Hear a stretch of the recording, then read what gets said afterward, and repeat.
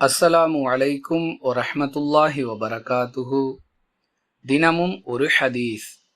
தனியாக பயணம் செய்வதில் உள்ள சிரமத்தை நான் அறிவது போன்று மக்கள் அறிவார்களேயானால் இரவில் எவரும் தனியாக பயணம் செய்ய மாட்டார் என்று அல்லாஹுவின் தூதர் ஸல்லல்லாஹு அலைஹி வஸல்லம் அவர்கள் கூறினார்கள். அறிவிப்பவர் இப்னு உமர் ரலியல்லாஹு அன்ஹு. நூல் புகாரி, ஹதீஸ் எண் 2998. அன்பிற்குரிய அல்லாஹுவின் நல்லடியார்களே, தனியாக பயணம் செய்வதை, குறிப்பாக இரவில் தனியாக பயணம் செய்வதை இயன்றவரை தவிர்ந்து கொள்ள வேண்டும் என்பது இந்த ஹதீஸ் சொல்லக்கூடிய அறிவுரை. மாறாக தனியாக பயணம் செய்வதே ஹராம், இரவில் தனியாக பயணம் செய்வது குற்றம் என்றெல்லாம் இந்த ஹதீஸை தவறாக விளங்கிக் கொள்ளக்கூடாது. முடிந்தவரை இது போன்ற பயணங்களை தவிர்க்க வேண்டும் என்பதே இதன் கருத்து. புரிந்து நடந்து கொள்வோம். வாஹிரு தஅவானா அனில் ஹம்துலில்லாஹி ரப்பில் ஆலமீன்.